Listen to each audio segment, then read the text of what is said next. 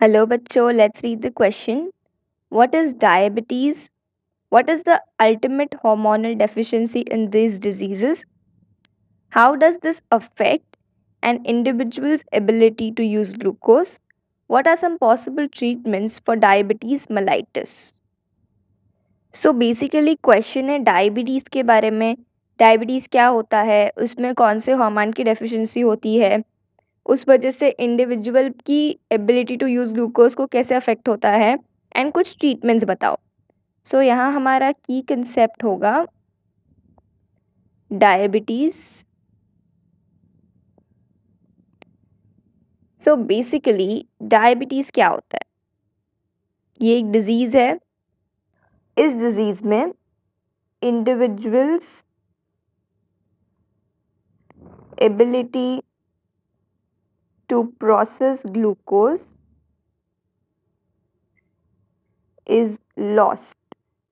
मतलब एक पेशेंट अगर कुछ खाना खा रहा है, मीठा खा रहा है, तो ब्लड ग्लूकोज तो बढ़ रहा है, लेकिन वो ब्लड ग्लूकोज एक बहुत ही लंबे समय तक बढ़ा रहता है एंड बॉडी उसे यूज़ नहीं कर पाती है।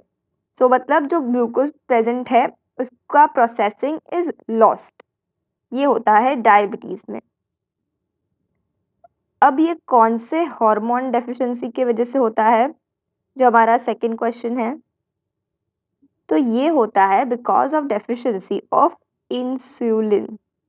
इंसुलिन एक हार्मोन है जो सिक्रीट होता है by beta cells of pancreas. तो इंसुलिन का इसमें क्या रोल है? बेसिकली इंसुलिन जो होता है it helps in uptake of glucose by cells. So अगर इंसुलिन कम होगा तो जो सेल्स ग्लूकोज का अपटेक करते हैं वो कर ही नहीं पाएंगे। सो उसके वजह से होता है हाइपरग्लाइसीमिया।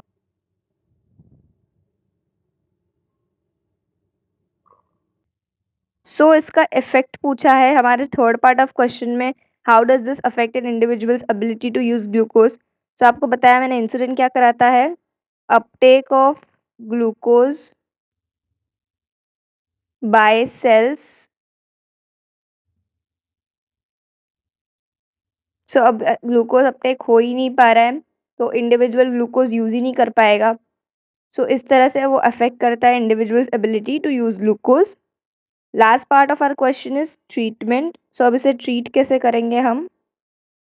पहले तो डाइट में रेस्ट्रिक्शंस आने होंगे, रेस्ट्रिक्ट इनटेक ऑफ शुगर्स। उसके बाद अगर बहुत ज़्यादा हाई डायबिटीज़ है तो will give insulin injections. Mild के लिए आप इंसुलिन टैबलेट्स भी दे सकते हो। लाइफस्टाइल मॉडिफिकेशंस भी हम रेकमेंड करेंगे, जैसे exercising for at least half an hour every day.